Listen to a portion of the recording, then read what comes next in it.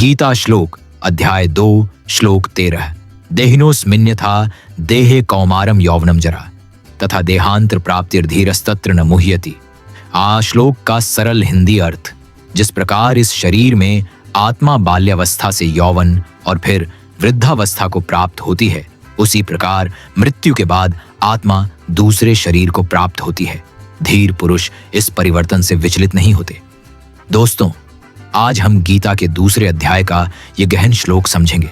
और दोस्तों, आप और सब चैनल तो सब्सक्राइब कर देते हैं, लेकिन भक्ति का चैनल सब्सक्राइब नहीं करते, तो हमारे चैनल भक्ति की जानकारी को तुरंत सब्सक्राइब कर ले।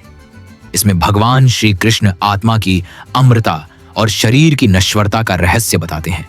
भगवान कहते हैं कि जैसे बचपन से जवानी और फिर बुढ़ापा आता है, वैसे ही मृत्यु के बाद आत्मा दूसरा शरीर धारण करती है। यह बदलाव एक प्राकृतिक नियम है। एक बच्चा जन्म लेता है, फिर धीरे धीरे बड़ा होकर युवा बनता है।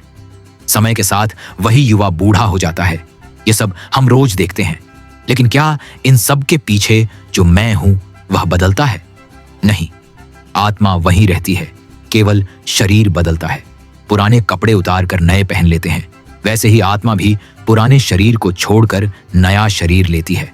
आत्मा न कभी मरती है और न ही जन्म लेती है, केवल शरीर का नाश होता है।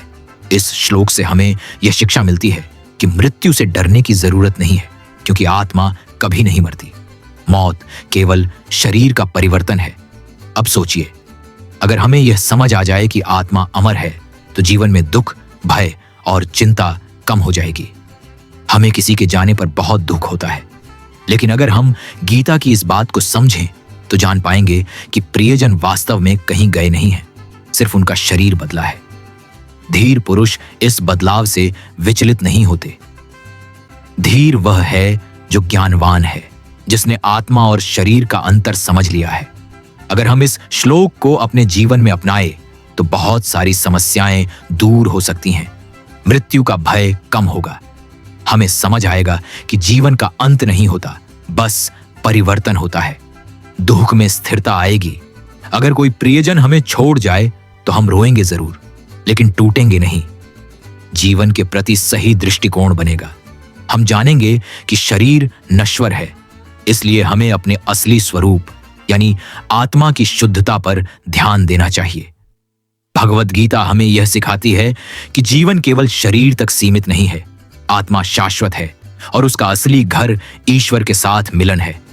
इसलिए हमें अपने कर्तव्य करते हुए आत्मा की शुद्धि और ईश्वर की भक्ति में जीवन बिताना चाहिए। यही जीवन का असली उद्देश्य है।